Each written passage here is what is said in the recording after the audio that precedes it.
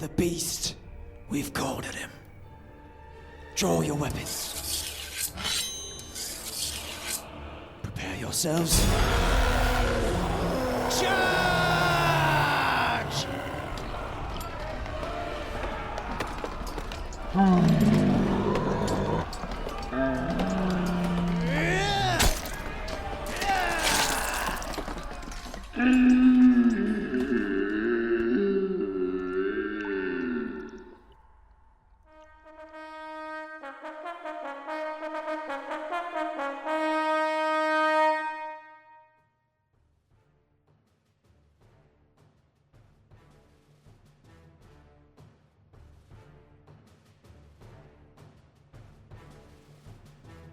Welcome to the Raiders Confessional, the podcast for all things raiding in the World of Warcraft.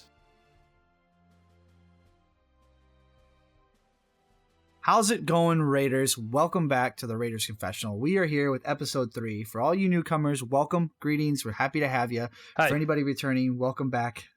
As you guys heard, Cole's here, as well as Dan. How's it going, Cole and Dan? Hello. Good. So, it's been a couple weeks since we've last spoken to you guys, and that's going to be the format we're moving forward. We may pop in a couple of extra episodes once Tomb drops, which, exciting news. They finally released a date on that. I believe it is around the 19th or 20th. So that's definitely good news. Kind of on par with what they said, middle of June. Definitely later than anybody would want. But, hooray, we finally have a date. So that is awesome news. Nighthold is almost ready to be done. Well, it's been ready to be done for a while now, but we are almost at the end of it. So hooray for new content coming on the horizon. So that's awesome. This last week, I personally in game, I haven't done a lot of game time because my significant other, she took off today, sadly, for Colorado for 4 months for a job. For her, if she's listening, and I know she does listen occasionally, best of luck to you, babe. It's a good opportunity for you, so that's exciting. But like I said, because of that, I spent some more time with her. I didn't get a whole lot of game time in. I popped in just to keep up with my emissaries, and do that kind of stuff. But I definitely missed out on raids. The guild kept going though. So with that in mind, I'd like to throw it over to Dan and Cole. Cole, we'll go ahead and start with you. What have you been up to in game lately? I'm kind of in the same boat as you. Other than my significant other leaving, we actually just went on vacation, and it's wedding season, so we're about to go to a bunch of weddings in different places. So that's what I've been up to. Trying to catch up on emissaries and keep ahead of that, but fallen behind, missed a few. But now you did manage to get to a few matters. raids, did you not? Yeah, I raided Tuesday, so yesterday. And that was the first in probably a week, I think. Been busy with work and then these trips, so. Yeah, you're kind of at crunch time at work, aren't you?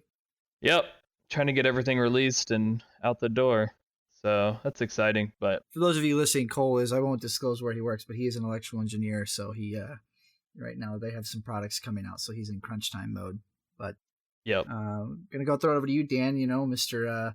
Main tank of the guild. Heard you guys definitely got some more old content progression for that WoW progress ranking done last night. Yep, we went 6 or 7 in Emerald Nightmare Mythic. That was mostly the extent of my gaming these past 2 weeks due to the fact that I've had a fun load of computer issues, and I'm not really happy about it at all. Are we ever happy with computer issues? Well, 2 weeks ago, everyone knows that my hard drive went, and then I ended up going on vacation for Memorial Day with the dogs and the wife-to-be, and came back, and my Windows was corrupt when I got back, so terrible mode. I was lucky enough that I was able to get it functioning enough to raid last night, but I'm not happy due to the fact stream and everything's down. My WoW's been down, and just trying to piece things together to make a presence known in game. Everyone knows they can get in touch with me in Discord, but as of right now, it's rebuild time, and not happy at all. Well, I guess just for everybody listening, this is certainly something we can take some time to talk about, because most of our listeners are people that are either looking to get into the raiding scene, or already in it, that kind of stuff. So sometimes the nitty gritty that we don't like to talk about are things that people should know. So when you say we're kind of in rebuilding time, what do you mean? I'm more or less just going back through, reinstalling everything I have at this point. I'm not doing a full rebuild. I know you're kind of in a similar situation with your gaming rig, but thankfully this time around, this issue, I don't have to replace any parts, it seems, so far. It was just a corrupt section on my hard drive, no mechanical issues. I'm praying, at least. Only time will tell on that, and if I do, I'm gonna cry like a little girl. So so correct me if I'm wrong. You've been kind of cobbling things together, just keeping things kind of running, so you can still jump in raids and fulfill your duties while you kind of get the long-term fix done. Correct? At this current time, I literally have a sound driver on my computer and no other drivers. I haven't even put video card drivers on.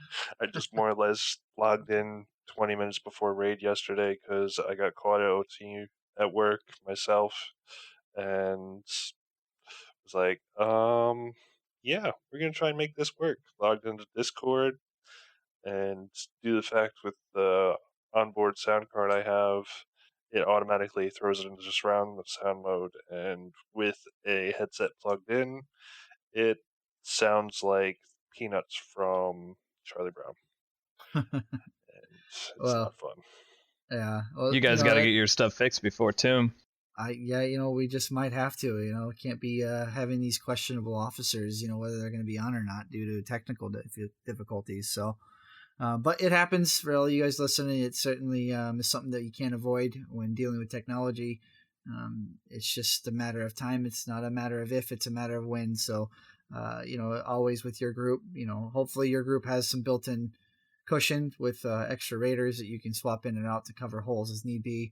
But for our group currently, we're still trying to, on top of rebuilding our personal devices, we're kind of trying to rebuild the ranks of the roster here. And so, some of us are kind of stuck with trying to cobble things together and make sure we can stay on. So, that's part of just being a part of a group of people that are all trying to work towards a common goal and being part of a team. And, sometimes you just got to grin and bear through it and make things happen. So, that being said, I kind of like to just dive right into things. Before we do, though, just a real quick recap from last week. Last week started a 3-part series that I would like to do with this show. We're going to do beginning, middle, and end of the rating, specifically in Legion, but it certainly will be applicative to past rating and future rating. So last week our discussion talk was raid prep. You can certainly go and re-listen to the show, but for the most part, we talked about officers in the group certainly need to look to have policies in place, whether it be attendance policies, loot policies, behavioral policies, whatever works best for your group. And make sure that your group is aware of those policies and understands them.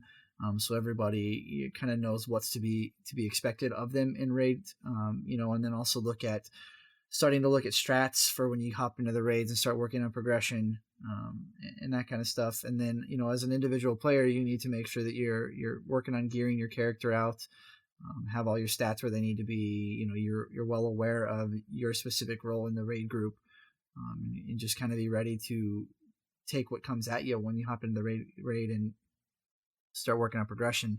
And again, the biggest component I think of that is, if your end goal is to have a long, successful guild group, the biggest thing is to make sure that you work as hard as you can to keep morale high and avoid friction at all costs. There are going to be times in your group that, tempers and passions are high and things may not always be the most pleasant, but just keep in mind that end goal when you finally succeed and get there is well worth it. So doing the prep work and making sure you're ready to go is a big deal. So certainly take a look back at that episode. It was a good one, about an hour and 10 minutes. We tried our best to cover most of everything. Definitely probably missed a few things, but it's definitely a good listen. So take a peek on that one. But today we're going to talk about what goes on when you're actually in a progression raid. So last week we talked about getting ready for that raid. All of a sudden, expansion drops, you're a new character to the game, doesn't matter what, but you're getting ready for this raid group, and all of a sudden your raid day rolls around raid time rolls around. You're in the raid group, you're in that raid, you're starting to work on progression. What goes on in a progression raid group? So that is going to be our topic for today. And so kind of to start us off, I'd like to start us off with what officers or a raid group does when they deal with going up against a boss. Most groups walk in with a strategy in mind, either one person, two persons, the whole entire raid group. There's always going to be people that have looked up the strats ahead of time, watched skill videos, watched raid guides, watched video, all that kind of stuff. They have an idea in mind of how they want to tackle this boss, and that doesn't always necessarily work out. So kind of the discussion I would like to throw to Dan and Cole here. What are some of the things that you guys think that people would need to know when dealing with progression and things not always being cake and easy? You know what I mean? Maybe we'll go ahead and let Cole, why don't you go ahead and start off? So, I mean, as last show, or as I said at last show, I don't really look up strats for fights that I haven't done before. I will read up on the lore or what the boss is, but I won't go over specific details of movement of the raid and such. So what I usually do is just try to learn what my class would do in a certain encounter.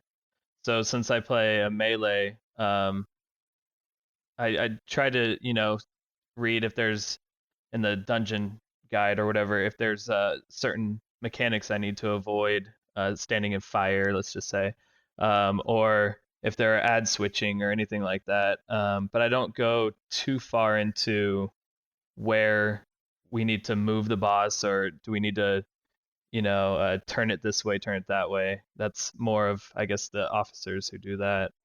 So really what I focus on is, am I able to play my class in any situation that would require me to move or stand still or get to a certain place first? And I do that by, training dummies and stuff like that. So let me ask you this, Cole. How do you deal with changing your spec, single target versus AoE? Do you have an idea of that ahead of time, or do you just kind of adjust on the fly once you've seen the fight a couple of times?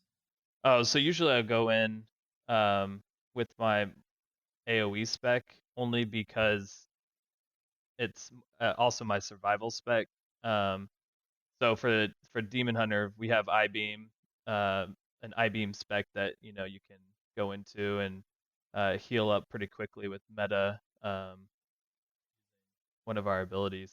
I won't get too deep into the class, but I usually go with that spec when learning a fight only because I know it'll help the healers out and it'll help, if there is AoE, the raid out. But after I do that fight a certain amount of times and I know, okay, this boss is going to be a single target, there's not really a need to switch. I'll go to the single target spec with my ring now that I have it, and just do the huge burst at the beginning, and at that point I know where to move and stuff like that I can focus more. So you're not in an officer position, and so you're definitely not tasked with being in charge of making adjustments or tailoring strats, that kind of stuff. But as a raider, as a contributing member of the group, I try to contribute. Right. If we have a situation where we're up against a progression boss and things don't seem to be working out, is it something that where you just kind of sit back and let the officers deal with it? Do you make suggestions? How for somebody else who's not you, who's looking to be a part of this scene, what would be something that they might need to know from not an officer position? Like, is it something that, you would definitely encourage people to voice opinions, to contribute, that kind of stuff? And how would you suggest people go about doing that? Yeah, I would definitely say to voice your opinion. I know I've voiced mine and told you specifically, like, nah, dude, this isn't working. We need to change this up. But I think it's important that your voice is heard from an officer standpoint. I know that you guys are working hard, trying to, get the strats down and get people to do their roles. But if you do see something that you can, I guess, better the raid, if the raid isn't moving and you're like, hey, why aren't we moving at this point? Or if you see an ad out there that's not being interrupted, you can, point that out. There are certain ways of doing it, not to, be a dick or anything, but I think it's helpful that I think all members should be speaking during the raid. So Yeah. So, we've obviously covered what it's like just to be a member and how to kind of deal, what to expect when working on progression. But Dan, I kind of like to throw it over to you. You are one of the officers of this guild, and what do you like? I guess what are your thoughts on how do we deal with progression and strats? What do we look at? How do we work on making adjustments like that from your perspective? Well, it's nice to know that Cole thinks we're really hard at work, but really, I'm just sitting there yelling at people, trying not to freaking tank the floor and pressing buttons. So, thanks a lot for that one, Cole. Made me feel good. No, really, from our end on everything going into a progression fight, we have to look at. It sucks for the officers because we're looking at every aspect of the fight. Cole more or less sees what the melee do and what problems the raid potentially can run into. And you and I sit there and focus on what the tanks are doing, what the healers are doing, when are we using said cooldowns for this, and it's very hectic for us. But going in, generally, we actually had a brief discussion over Discord when I was on before my computer blew up this week with one of our healers, and he was asking about, due to the fact that he's new to the healing roster, how we handle our healing cooldowns. And you and I explained to him that basically we give a nice blanket statement and then we let our healing officer, my better half, actually deal with that. But general fights, looking at it from my standpoint, it's trying to select the best person or people for what we're actually doing and sending them on their little micro tasks. It's almost like we're playing general and commanders of the army, sending our little plebs to war. Yeah. So, and for those of you listening, just to clarify, if you're new to the show, the guild that the three of us are in, I'm the title I currently hold as one of the officers. I'm the raid lead. I'm the voice that most people hear when we're in raid groups. Dan co-raid leads with me. He's also the main tank. And then we have three other officers. One of them is kind of what we deem our HR officer. She deals with attendance, loot, any policy type issues. And then she's also the healing officer, so she's the one that deals with the healing cooldowns. And like Dan said, we certainly make a blank statement like healers, just beware. There's going to be heavy raid damage going out at this point in time. But you healers amongst yourselves, work out your CDs. I don't care how you do it, just get it done. And then from there, after we get 4 or 5 attempts in, if we see that the healing cooldowns aren't being used effectively, the officers and even some of the players may suggest, okay, why don't we move this person here in the order versus this person because their cooldowns are quicker and theirs will be up later in the fight if we use them early on or whatever. A lot of fights right now, shamans just have an amazing CD kit, we might say. Their Spirit Link totem is just so damn good at damage reduction. We're just going to suffer through other parts that we could definitely use their CDs, because this one part in particular, it makes this fight overall much more easily to do. And so, again, going back to, our group, what works for us is we make blanket statements and then we let individual people or individual groups of people kind of work out how they're going to do things. But we still maintain an eye on things and make suggestions or address things as need be. And as for me personally, you've certainly heard from Cole as one of our raiders, and you've heard from Dan, the main tank, and the other co-raid lead, and how they kind of do things. But for me personally, when I look at a fight with, going back to the raid prep show, I look at what strats, and I usually try to find 2 to 3 strats that I think that our group can do and perform based on the skill sets of our players, what class makeups we have. Like for instance, if you look at Botanist and Nighthold or Gul'dan with both the Lashers and the Eyes, if you have a group that has a bunch of really bursty either AoE or cleave classes, like those mechanics are pretty easy to deal with. But if you have all Affliction Warlocks and Shadow Priests in your groups with a couple of Boomkins, you're going to have a harder time dealing with, like, say, the Lashers on Botanist, because those classes have a little bit of ramp up time. They don't have that quick burst, that you would have with a Frost Mage or some Hunters and some other classes. And so again, we'll go back to what I was talking about. I look at what strats I think are going to be conducive to our group with the makeup and skills that we possess, and then we run into a raid. And so, like, for instance, I'll use some of our recent situations when we were dealing with like some mythic chronomatic progression. I had a certain strat in mind. We hopped into the raid. One night, the last 45 minutes to an hour of our raid night, we hopped in there and did a few pulls and ended up killing the boss. We came back a couple weeks later. We had lost some people due to some real life situations all at once, so we had a little bit of a couple weeks of rebuilding time, and when we had the numbers back up, we hopped back in there, but we didn't have the same class makeup and we didn't have the same overall collective item level, so our collective DPS is a little bit less and things were not working out the way they had prior to the first kill. And so we started doing some readjustments of strat to fit the current group situation, and there was some pushback from the group and certain individuals, and which is fine. That's what goes on in a raid, and we ended up having to go back to our original strat after some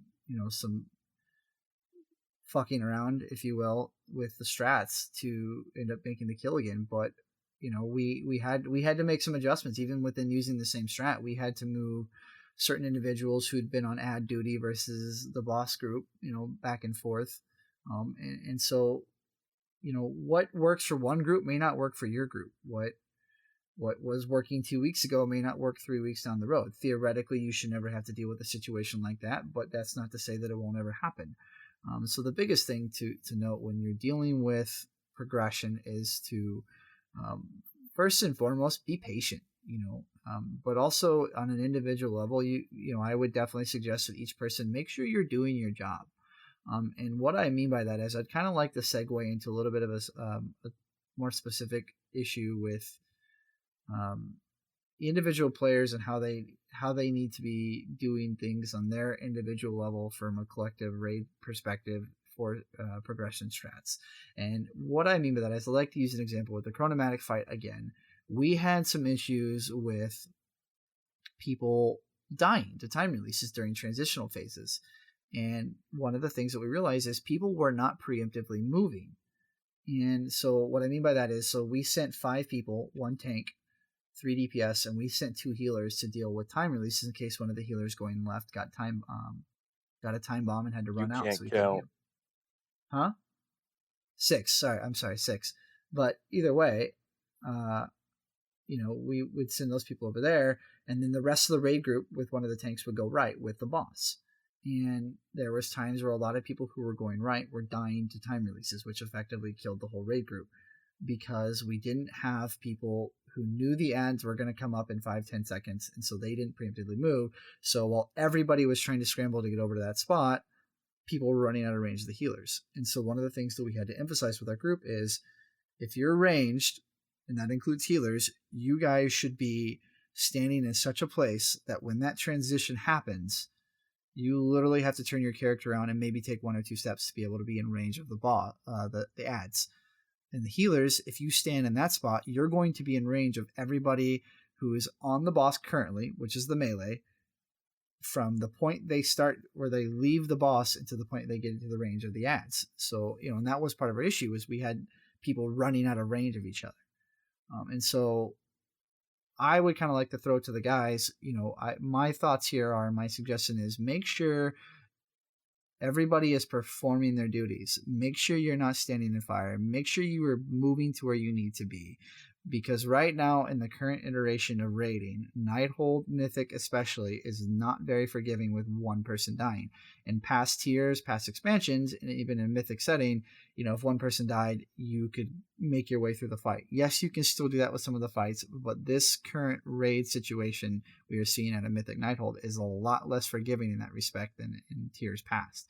So again, going back to what I was saying, Dan, Cole, what are your thoughts here in terms of people making sure that they're doing every little tiny job that they need to do, other than just hitting their buttons and DPSing the bossing, and making sure they're adjusting as well on an individual level to overcome strats and difficulties in a progression raid?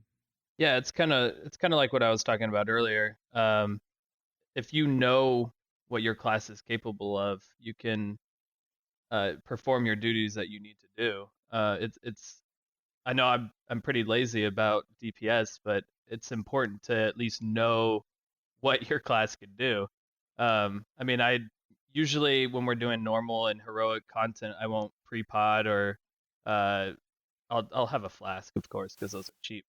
But for mythic content, it's important to do that stuff and know, where you need to stand or what group you're assigned to. Especially if you're trying to progress to a new boss, right? So as for melee, you have to know that stuff all the time. Range has it easy, of course. Turn and turret, turn and turret. Yeah, and I definitely think you're right in that respect, Cole. Dan, what are your thoughts here? Honestly, from all the rating that I've done from vanilla till now, in my mind, I see it as something that should be second nature. I know it's not second nature to everyone, but perfection's a myth. You should always be looking to improve, no matter if it's transitioning, getting your numbers up, anything that makes your life easier, your raid group's life easier. You always got to be looking for progress within yourself and your raid group. Yeah. So Are you telling me that's what I need to work on? Yes, get better, Cole. Damn it. So the other thing I kind of wanted to mention on this topic is there are certain situations where, as a raid group and an individual in that raid group, there might be certain mechanics that if you perform that mechanic or if you're assigned to that task, yes, you might be less effective that you could be individually, but you might be more effective than anybody else in your raid group at doing said task. And so, I think the thing to really iterate here is, obviously when you're in lower difficulties of raiding, LFR, all the way up to the highest difficulty of Mythic, the lower difficulties are going to be a lot more forgiving. And so if you accidentally stand in fire or you tank, whatever, you have a bit of a cushion or flexibility rather to overcome said mistakes, whether that be via the extra efforts of another individual in your raid group. So somebody who, in the gaming realm, we call a carry, who's doing more DPS, performing all the mechanics, whatever. But when you get up to the higher difficulties or progress through the difficulties, the availability of that becomes less and less. So it becomes more important on an individual level to perform your duties and carry your own weight through that raid group. And so what I'm trying to get at here is there's going to be times where, like, for instance, again, going back to the chronomatic fight, if you, like, let's say right now, every raid group wants shamans, or a lot of people want shamans for healers in the raid group because their toolkit with CDs is just phenomenal.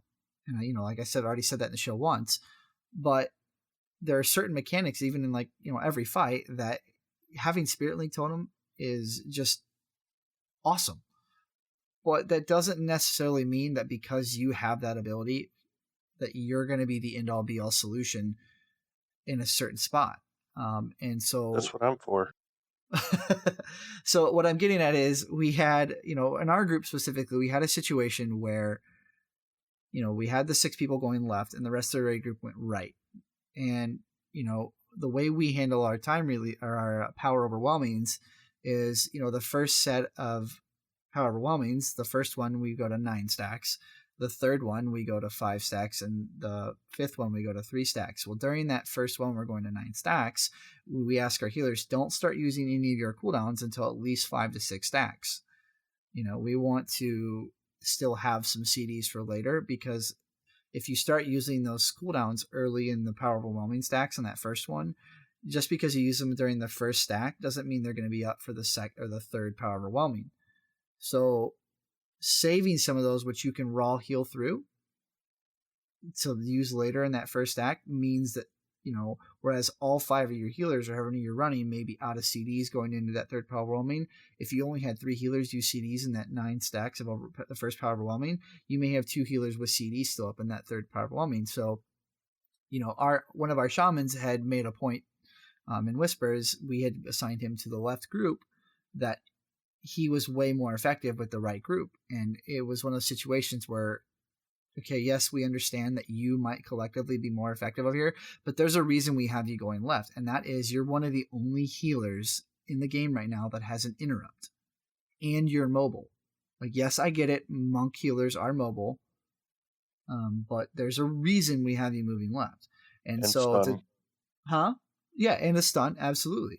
There is some crowd control effects, and you're a really good option of going left. Now, we ended up not having to do that because we had some other players who could step up and do things.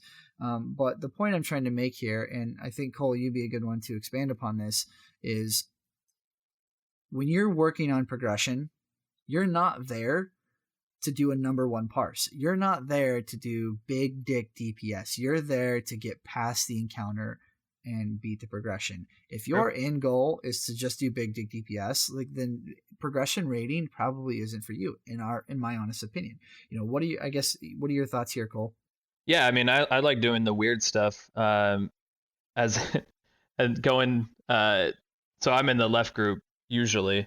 And I switched to I considered it the fun Demon Hunter spec, the I-beam spec, and I can pretty much interrupt and Chaos Nova, which is my stun, all those ads over there, and keep them stunned or interrupted for a long time and kill them quickly with the help of our shaman and tank. So I like doing that weird stuff, and it's not going to get me number 1 on the parses, of course, but I feel like it's overall helping the group out. So when I feel if you have opportunities to do that, to take them and not just sit on the boss, because that could get boring quickly. Yeah. I mean, Dan, do you agree here? I wholeheartedly agree. Originally, when we started chronomatic anomaly, I was on my paladin, and it was easier on my paladin, I want to say, due to the fact that I had more survival and more straight up cooldowns. It was kind of second nature to survive. But when we switched to my monk, out of my personal reasons of changing, everything was more utility based. I actually come to the table with another stun for that fight, so it was easier. And yeah, I had more interrupts on the paladin. So I look at it just like Cole looks at it. It's not about chasing the numbers, it's about trying to make everything easier. So Yeah, I think wholeheartedly agree. one of our attempts, it was just you and I over there, and we tried to kill it ourselves. That was fun. And I think we did. Yeah, we did. at least until we got to the multi ads, and then we kind of fucked Well, those are ourselves. easier, I think. Yeah, 'Cause but we couldn't we have our control stun. the overwhelmings that they do. Yeah, that's true. And just to throw a caveat out there, just kind of a disclaimer, if you will, just because we say you're not there in progression to do big DPS doesn't mean you're not there to throw wet noodles at the boss. You still should be striving to do the best you can with the given situation, but the priority should and always be 100% mechanics first. So just because you're asked to go do a mechanic, and that might mean that you don't get to sit on the boss and do the most damage possible, doesn't mean, or you have to be willing to make those sacrifices, because there's 19 other people in a mythic raid group, and less or more in the lower difficulties.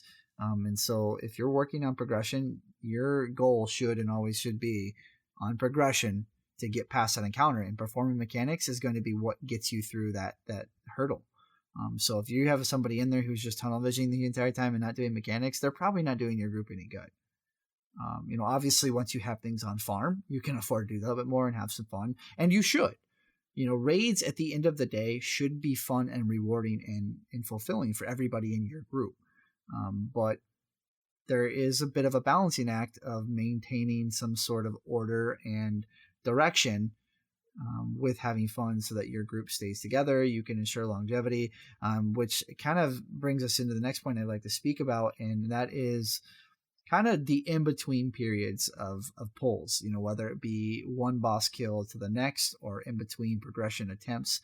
Kind of some things that we have found that we've had to deal with, or tips that we can provide to keep things lighthearted or fun or productive, without having everybody just leave just being totally miserable and just hating their lives for having had to go sit through 3 hours or however long your raid group is.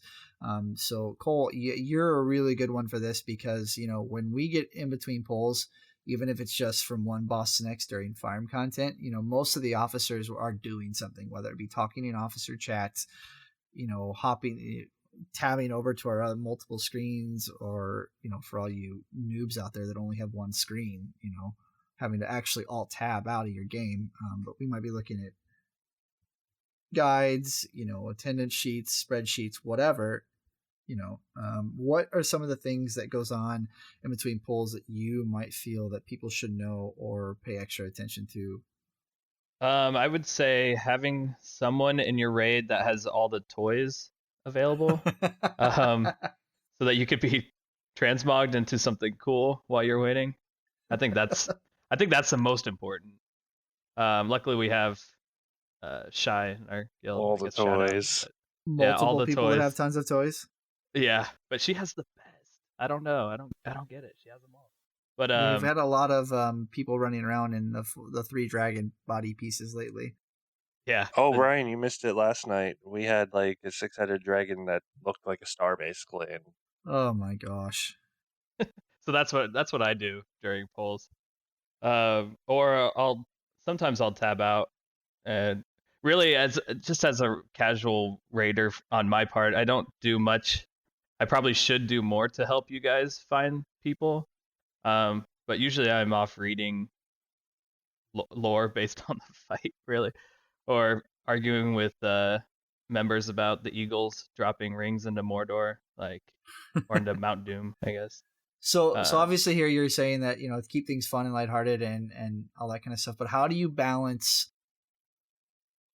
keeping things fun and stuff like that, but also maintaining focus? Because there's obviously going to be times where if you have everybody dicking around, things just get out of hand and people start losing focus, and you might as well just stop raiding at that point because your productivity drops. How do you kind of balance that out?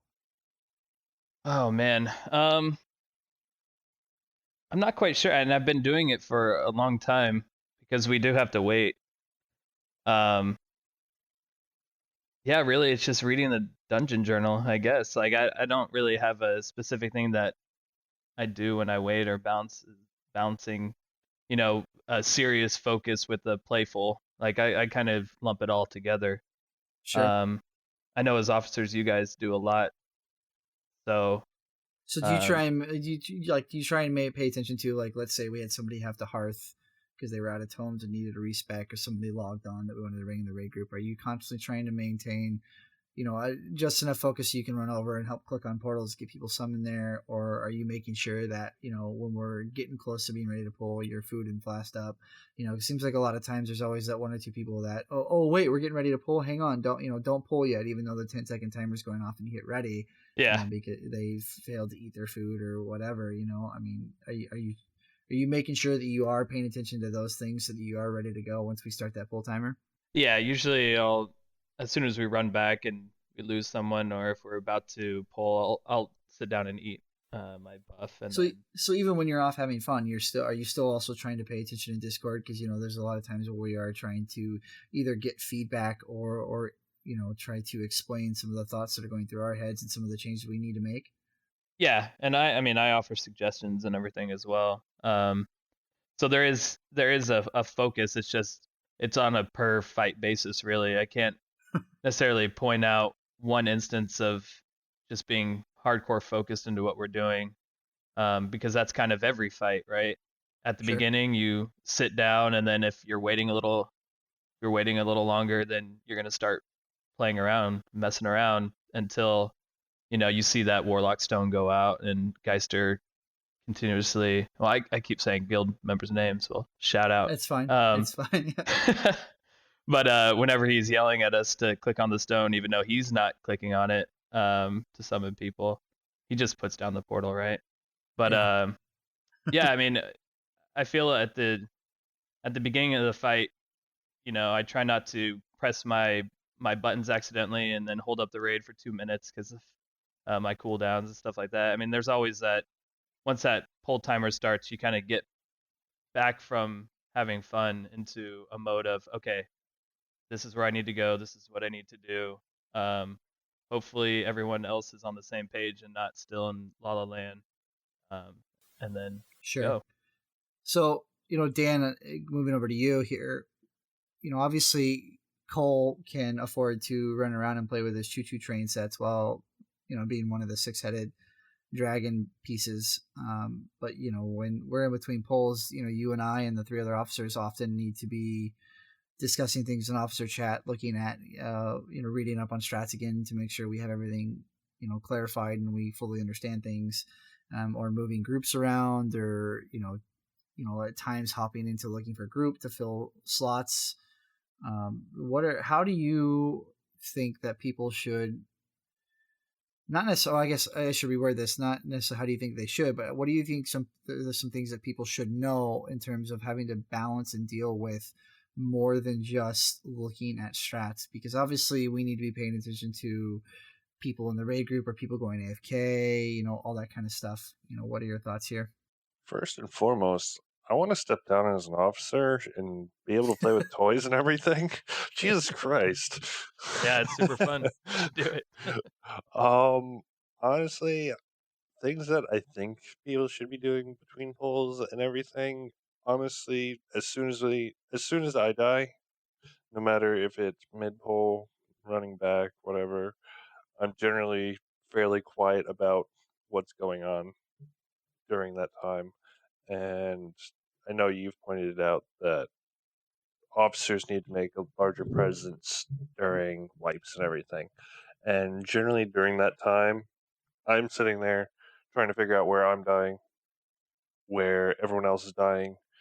You and I tend to ask people why they died when they die. And for a while, you and I were both getting, I don't know. And clearly, that's something they should be working on. I can just about tell you within 5 seconds of me dying, not even looking at my combat log, telling you why I died. Yeah. And everyone should be able to do that.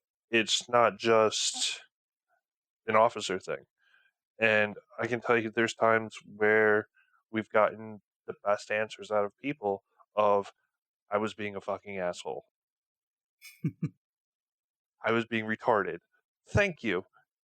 You just basically told me you weren't paying attention and admitted to it. Yeah. That is the best thing you can do. You're not. Well, and wouldn't you say that 9 times out of 10, if your one of your officers saying why did you die, there's a very very highly likely chance that that person already knows why you died. They're just trying to give you the opportunity to recognize it, step up, and be aware that you need to fix it. Would you not agree? I would wholeheartedly. If I don't know the question, I'm already in the process of finding out why. Yeah. And just for someone to give me, I'm not looking for an excuse ever. I don't ever want to hear excuse. I want to hear the straight, honest truth, even if it's, hey, my dog unplugged my mouse. Okay, Or the shit neighbor came over happens. looking for some sugar. Oh my god. Don't remind me. But he did own up to that one too. Yeah. But Better yet, there are times though that we do wipe, and there isn't a specific reason. Sure. And then, so one thing I've noticed sometimes when we're on the more, not farm content, when we're focusing on progression, there are times we wipe, and then it's just kind of quiet from everybody, and we're all kind. I feel like we're just sitting there like, are we like all in trouble, or are you guys just? I guess you guys are talking in the background to each other, and officer and stuff, but it's kind of like that awkward silence of, well, we wiped. What do we do next, right? Well, in the spirit of full disclosure, what I do? Right. But in the spirit of full disclosure, Yeah, right. Cole, there are times too where all five of us are like, there's clearly, we all realize that we're all kind of waiting for someone to speak up, and it usually just kind of means somebody has to break the ice, and that's on us. As officers, we need to do a better job about that. Myself probably more specifically because I am the raid, the main raid lead, and Dan helps me with that kind of stuff. But I should be the one getting the ball rolling. That's kind of the job, the duties I've been assigned. And so I should be the one doing it, and that's on us. And we certainly will keep working on that. And you're absolutely right. There are times where there is some quiet going on, and there's going to be some times where that quiet is because we are dealing with some things in the background.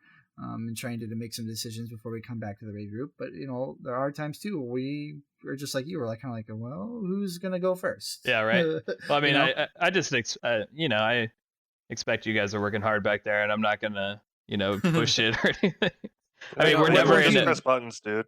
Yeah, we're never like in a position where we're arguing or fighting with each other. So that's why I think all the fun trains and toys come out at that point, because we're just like, we got to get back in that zone, right? Got to get right. In the mode. And that kind of brings me to the last part I'd like to talk about today when dealing with raids is kind of to take this a little bit further with individuals kind of maintaining focus is, our group, we raid twice a week. Those are our mandatory raids. We raid Tuesday and Thursday, 8 to 11 servers. So we raid a combination of 6 hours total and then 3 hours individually on 2 different days. We have a raid that we do on Sunday that is, we call it Fun Day Sunday. It's not mandatory. We typically go in and do farm content, do fun content, whatever. We just try and throw some raid together to give people that like to be on more something to do. It's pretty laid back. I can think of one time that I got mad at somebody because they were high as a kite and making the raid completely miserable for everybody. But other than that, it's pretty much have fun, dick around, enjoy yourselves. And then we've also had raids where we've brought other people in who don't always raid or, carried them through, let them have some fun. But during those 2 days, Tuesdays and Thursdays, kind of the next point I'd like to talk about pretty briefly, we are getting a little long on time here, is what are some things that both the players and the people running the group that are in charge with keeping things flowing, what are some things that people need to do or focus on to maintain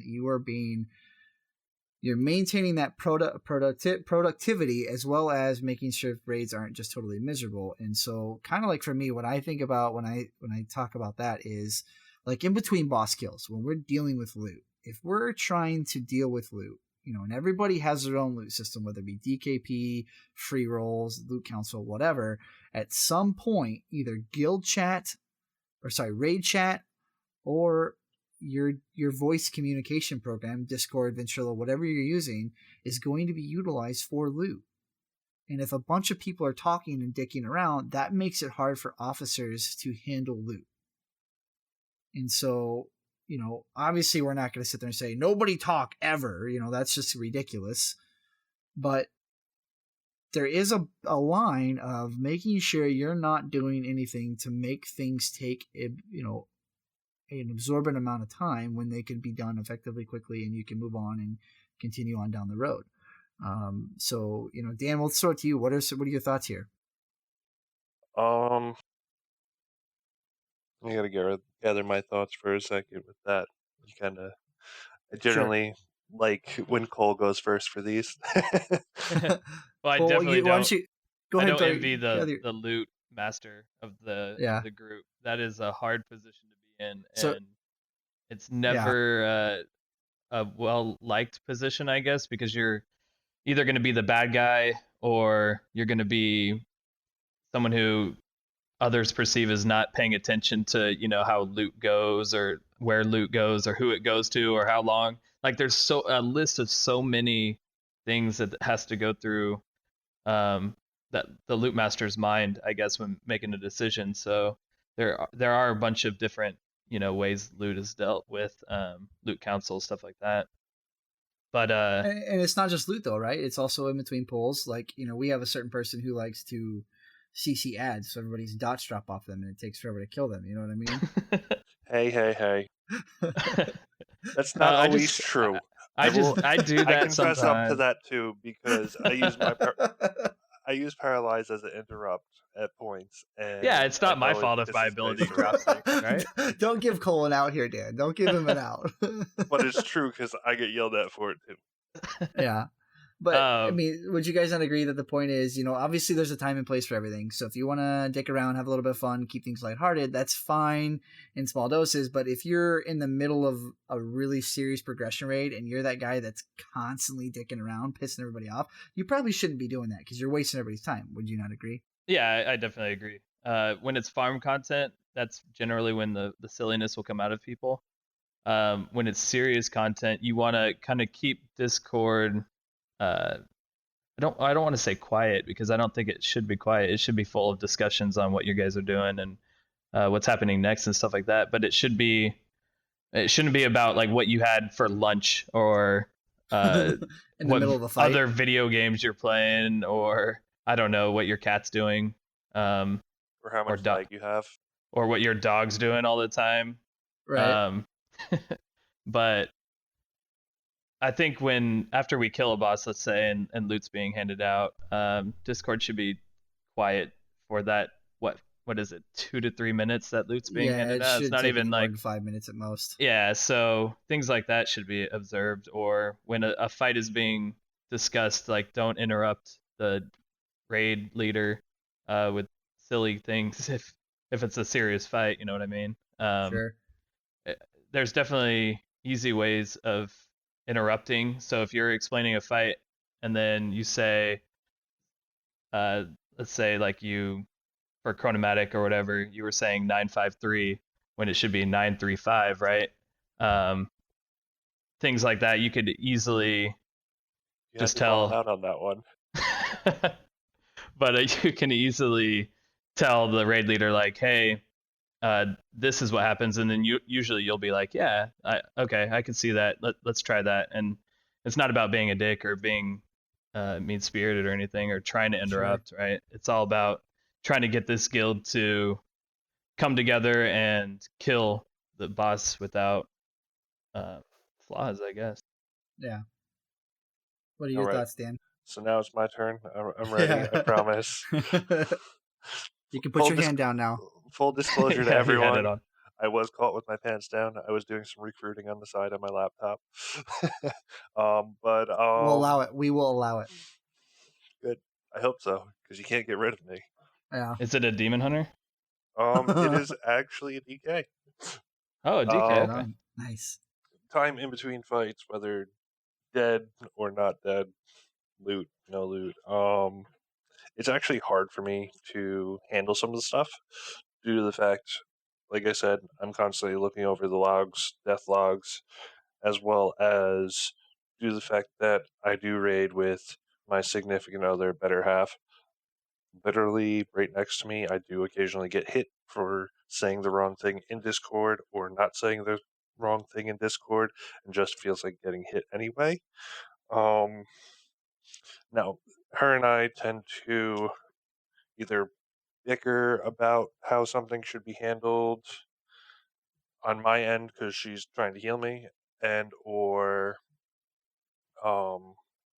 yelling at me to shut up during her doing a loot. So it's kind of hard for me to raid lead at times with the space in between, because her and I do reverb off of each other when we do talk at the same time.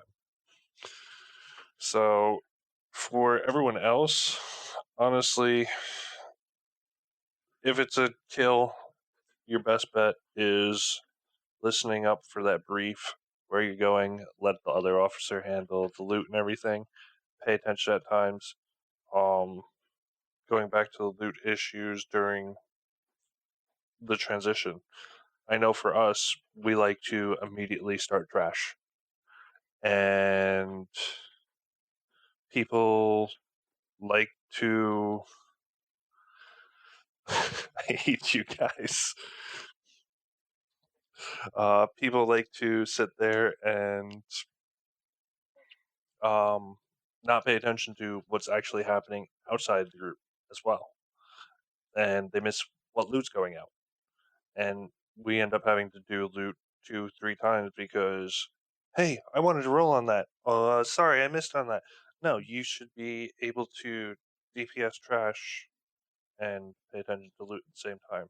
On running back, just learning from your mistakes. All right, I'm done. Yeah, I like the loot system we have right now. I think it's pretty fair. I know there are a bunch of different ones, but Well, Brian, that's one against the one that I had this morning. Right. Obviously, without going into in detail on our specific loot system, we will definitely do a show down the road, and talking about some of the different policies that you can utilize to, best fit your group. But taking this a little bit further, and then we'll kind of move on from here. Just kind of a brief summary and my thoughts on this subject matter is, if you're in the middle of a fight, unless you are announcing out, hey, so-and-so, you have time bomb, get out of the raid group. Or, hey, healers, these two guys have had, huge amounts of time release sitting on them for a very long time now, about to go off. Get some heals on them. Stay off comms. Keep things clear for the raid leader. Keep things clear for people who are going to be announcing things. If you have just 55 people chattering away, laughing, making noises, But I had whatever. sausage for dinner. Right, like that. It's not productive. hey, It my makes cat things is miserable. having fun. Again, these guys are idiots and whatever, but it's just it makes things hard. It makes things frustrating for other people. You're not in a group that's all about you. There's an entire group of people that are all there for their own reasons, but you're working towards a collective goal. Yes, you have your own motivations, but being aware of the fact that there are other people involved, and you should be doing what you can to not impede their experience or the group's task at hand, is crucial. So if you're in between polls, obviously every now and then dick around, have a little bit of fun. If you want to bop your tank, life grip somebody off a bridge, whatever, that's fine and dandy in small spurts. Even on progression, things should be fun, things should be lighthearted. And loot, going back to that, you guys as raiders should know what each boss drops. You guys should know what pieces of gear that you need. Class discords, class resources are out there. You already know what stats you should be having. And if you don't, by all means, go check it out, figure that stuff out. But you shouldn't be needing 15 minutes to do loot. And taking even the next step further, we, like our group, we have 5 minutes built into our 3-hour raid night window so that people can get up, use the bathroom, grab a drink, eat their food. We don't raid for a very long period of time, so we have to be as productive as possible, and it's the thing that we have chosen to do. Therefore, unless you can avoid it, do not get up, be the guy or person constantly going AFK. You're always the last person to hit ready on ready checks. We're always having to summon you raids. Like, be ready, be present, and all that stuff. If you don't want to be there, if you don't want to be present, then maybe you shouldn't be a part of that raid group. Because you're not doing yourself any favor, and you're certainly not doing the rest of your group any favors. And if you guys can maintain that and have some fun, and I know this all seems like, oh God, these guys are so serious, but unfortunately, these are things that you have to pay attention to ensure that raid experience is the most fun it can be for everybody as a whole. Like, obviously dicking around might be super fun for 1 or 2 people, but it's not fun for the 18 other people in your raid group all the time. So you have to find that balance. You have to find what works best for your group. But at the end of the day, if you can maintain some sort of semblance of order and task orientation, things will be successful and they will be fun and very rewarding, I might add. So that's kind of where we're at with what goes on in a raid group. Obviously, again, guys, there's going to be some hurdles that you're going to have to overcome with progression. That is just the nature of progression. It's learning the fights, learning how to tackle those fights as a group, learning what your strengths and weaknesses are, overcoming those, tailoring strats to best fit your group makeup, utilizing certain people or classes based on their skills or their class toolkits to handle certain jobs. Trying to maintain fun, but at the same time keeping things organized and streamlined, and making sure you're doing your jobs and duties, and you're not making the experience for everybody else not fun. Are important things to know when you're in a progression raid group. Obviously we could go into a lot more detail with this topic, but I think those are some good general broad bullet points to kind of keep in mind when you guys are doing progression. And if you can keep those things as your foundational, points, that you will be successful and have fun with raiding. And so kind of like to take the show, we're getting about an hour long here, and kind of talk about some few news pieces that are coming in the World of Warcraft that may affect the raid scene. So I kind of like to start off, Dan, you had a couple pieces you want to talk about. I think the Serenity one was kind of your first big one. Yeah, before that though, I did want to throw one more raid wipe story in, just because it's a good one, and it fits into what we were talking about earlier with the bowl of sugar and the neighbor. When I switched to my monk, I actually went to Nighthold after we cleared it with our guild, with a friend's guild, and they were just getting to, I think it was Elisand, but we got up to botanist that night. Our first pull botanist, this person's guild, who they were the raid leader, they had a single mage that decided that it'd be okay to AFK to go answer the door for pizza. Me being the raid leader that I am, I'm just sitting there like, what the fuck? And I later find out it's not the first time that he's done it. And the worst part is, he was an officer. And I just wanted shame. Yeah. Well, and Dan, this is a discussion you and I had earlier today. It is absolutely 100% a video game. Yes. And real life is always more important. But you can't just expect a herd of cats to herd. You can't expect a group of cats to run around in order, in line, and to work together. Is there a laser pointer? Right. Okay, fine. Fair point. Well, there goes Cole. But yeah, but I'm going. I was just changed into Squirrel. a blood elf female. There has to be some right. If you want to be successful and you want to raid, especially high level, there has to be some sort of sacrifice. And the point Dan and I were talking about earlier today when we were discussing some of the guild things was, you as the officers, as the leaders, even if you're not an officer, if you're one of the crucial players of your group, you should be striving to set the example. You should be striving to do the best you can. And that's my personal opinion. Obviously, some people out there, and especially some of your listeners, may disagree. I know Dan disagrees with me on a little bit of this, but in my personal opinion, I'm an officer. I'm a leader of this guild. I should be one of the people that is on more often than other people. I should be, even if I'm not online in game, I should have a presence in Discord. I should be constantly working to keep this guild running smoothly. At the end of the day, I should be an example of what we want people to be in our raid group, and what we want from our group going forward. And if you're not going to be willing to make those sacrifices or walk the talk, if you're just going to talk the talk, then you're doing no one any good, and you shouldn't be in charge of a group of people, and you shouldn't be a part of a group of people. Go play individual games. You're not making it fun for anybody else. And I know this sounds harsh, and this may sound a little bit of negative, but that's the cold hard truth. You can't, like I said, cats just don't hurt themselves. I hear Hello Kitty Island Adventure is a good game for that. Right. You have to be willing to put in the time and the effort and the work. So any closing thoughts from either of you two on that before we move on? I'm right, you're wrong. I don't know how I survived. Fair enough. You're using the eye of the beholder, right? So yeah, cool. Right. Let's jump back into the news real quick and kind of wrap this show up. All right, Dan, let's talk some Serenity. Serenity. Those people that actually stuck around, Slootbag actually is keeping them together.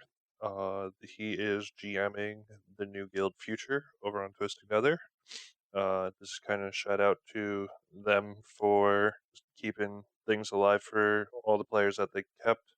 The goals are not going to be server first at this point. I don't know if they plan on stressing about it later on. That's for them to decide. it's a shame to see Serenity as guild fold, but they're focusing between top 10, top 20 in the world, and I'm going to say grats to them for putting that together. Another guild that came up this week, or break between our episodes, was, I think it's Incentive. They're playing on US Illidan. They're actually a WildStar rebuild guild in which they're looking to eventually contend with our world firsts and everything. At this point, they're a little far behind. They're running, I think, 3 split raids. So, welcome to the community.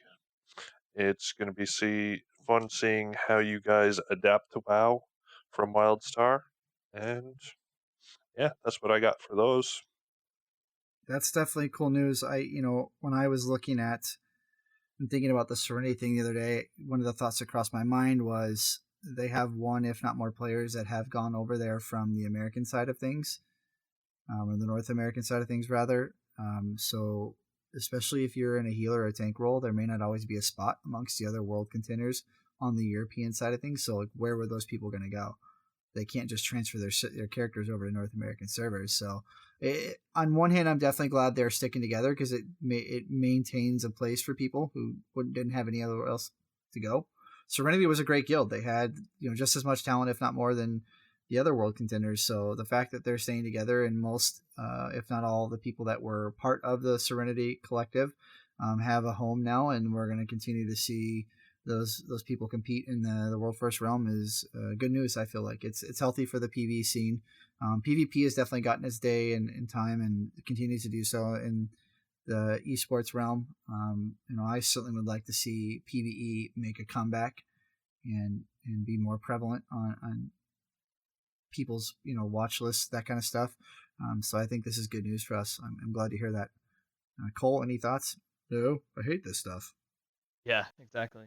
No, I mean, I don't Stupid really world follow. firsts. I don't follow the same like world first the same Yeah. way you guys do. I know when But if Dan ever met Sloot, he would probably lose his shit. Fun fact, So I have. Oh, see, look at that. He probably has a I tattoo. met him PAX East last year. There you go. Great guy. How dirty were your underpants after that? I know. meeting? Shit, you have no idea. Stinking to high heaven. But the last piece we kind of like to talk about today is the Concordance of Legionfall changes. Cole, I think this garbage fall.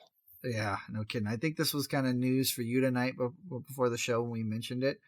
Yeah, I mean, I read a little bit about it and saw it yesterday, I guess, because the hot fix was. Well, I feel like of the three of us, your thoughts on this are probably the most fresh. What are your thoughts here? So yeah, I don't know really how to take it because it kind of talked about this earlier. It makes that a requirement now, and I don't know how I feel about sinking all that time in, or if guilds are going to be like, if you don't have this trait, then you're done. Like, you're not going to raid with us.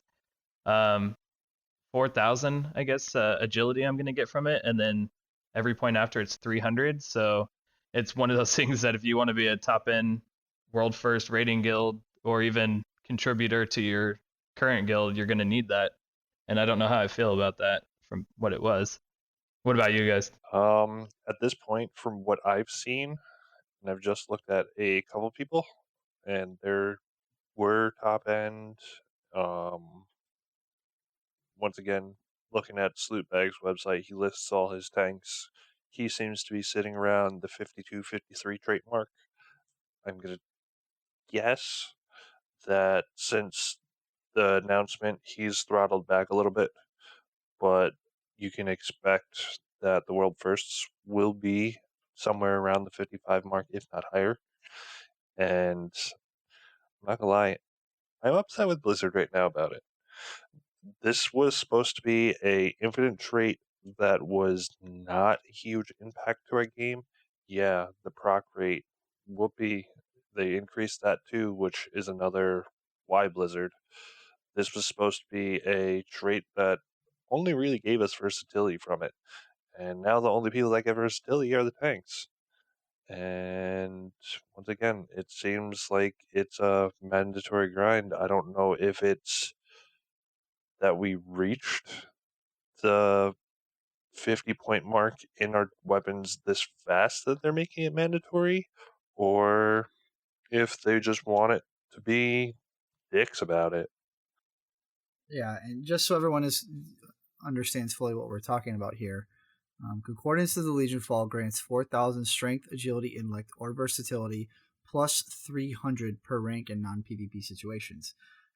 And so basically what that means is you have your X percentage of chance to proc that 4,000 strength, agility, intellect, or versatility, depending on what class you're playing and what role you're in. Like Dan said, tanks are going to get versatility procs. That first point you put into Concordance is going to give you that 4,000 proc. Every single point you put into it past that initial point is going to tack on an additional 300 stat points. So at 2 points into that trait, you're going to get 4,300. At 3 points, you're going to get 4,600, and so on. And I have to say, I agree with Dan. This is absolute. Excuse my bluntness here, but bullshit. Blizzard had said earlier on that they wanted to change up the way the end Paragon trait worked so that people didn't feel like, more specifically the in-game raiders, didn't feel like this was an absolute must-have to both compete and be able to be successful in progression. This change makes it necessary. Absolute bullshit. For people that don't make their living playing this game, who don't spend 40, 50, 60 hours a week playing this game, we have other interests. We would like to maybe put points into our alt specs. But for a lot of people playing the game in this capacity, they have real life jobs. They have wives. They have spouses. They have kids. They have other things going on in life.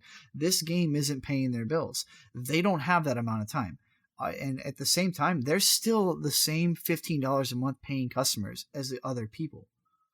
This takes away from the experience of gameplay. This makes it a must, even past that initial point. In its last iteration, or its previous iteration, in my honest opinion, people were able to get that 2,000 versatility or whatever it was, and then they could start putting points in elsewhere. They could maybe stop grinding so hard on the AP to keep putting points into it, and they've already gone to the point where they lowered the cap on artifact knowledge because they realized that 50 was complete overkill because people were already getting to this Paragon trait without that amount of artifact knowledge. So you've already tailored it back because things were out of hand, but then you go and do the opposite with this. I don't get it. Why? For any Blizzard people who might be listening, this is dumb. There's been...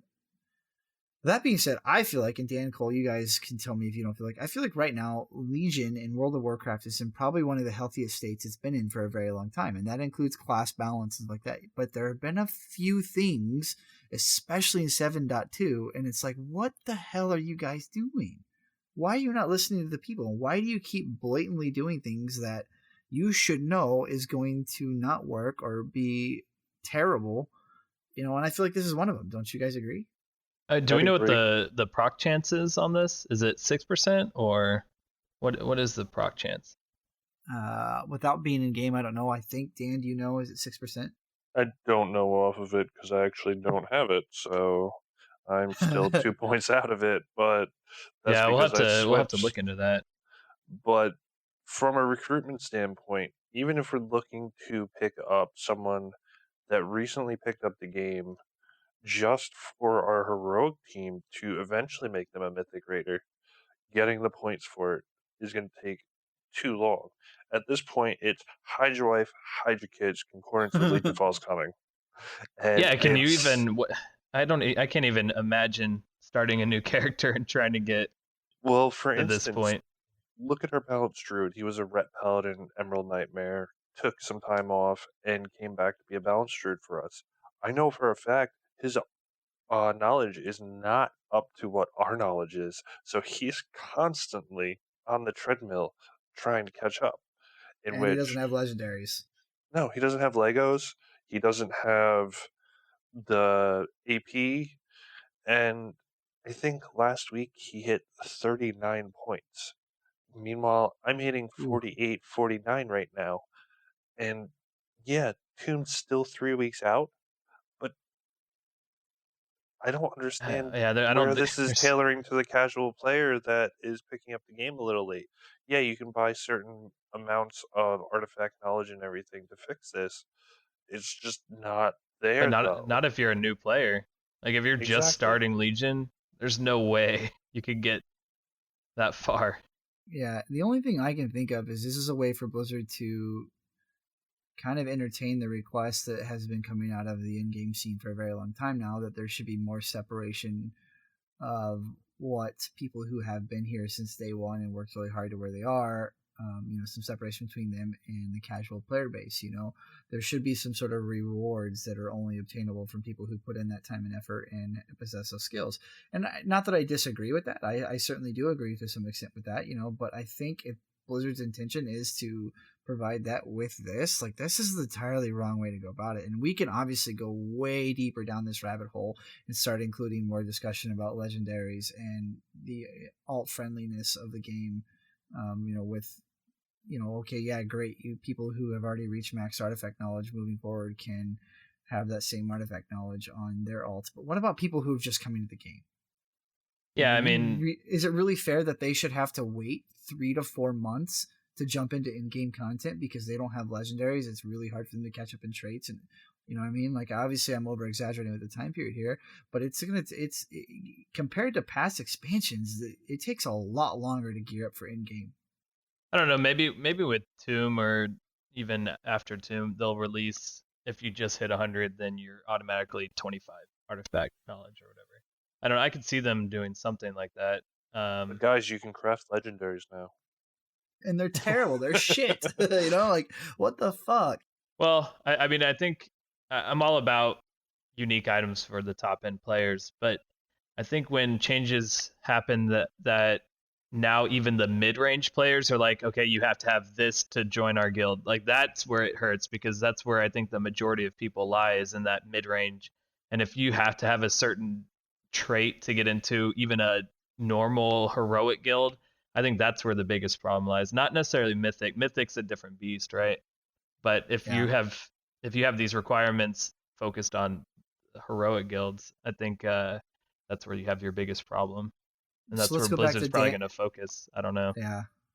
Well, let's go back to Dan's point. Like, let's consider our balance druid. I mean, nothing against him, but in his current state, and the amount of DPS even if he were to hit his buttons completely perfect the entire time we were in a fight, like, moving forward, I don't know if we can take him to Tomb, because you know what I mean. Like, it's not that he's doing anything wrong. He's Yeah.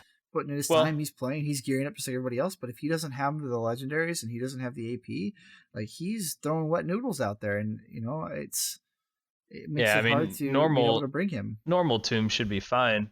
Mythic's probably not, but I think even people who've been playing Mythic still isn't. It's still one of those when you have to kind of grind it out, know your class in and out. But I don't know. It might be 3 weeks. Yeah, That's he might we catch could up. certainly get him up to speed to where he's at that minimum level where we can bring him, and we're going to continue, and we are going to. But it might be 2 months down the road till he's on even keel with item level and DPS, and that to me is just ridiculous. Well, and the thing is, like, he got a legendary last night, but it's not the best in slot legendary, so it's kind of like, well, shit, you work all this time to get a subpar legendary, and then you have to go back to the grind to get your bad luck up and try to get that one that you actually need that makes your class a successful class. So Right. It's rough. Well, I just looked at the time. We're an hour and 20 minutes in. We should probably wrap this up. But to kind of just reiterate, guys, I know a lot of the times when we're talking, for all you listeners out there, it may seem like rating can be overwhelming and not worth your time. But I can tell you, and I think Cole and Dan would absolutely agree with me, that yes, there are times it can be frustrating, but it is absolutely worth it. It's all lies.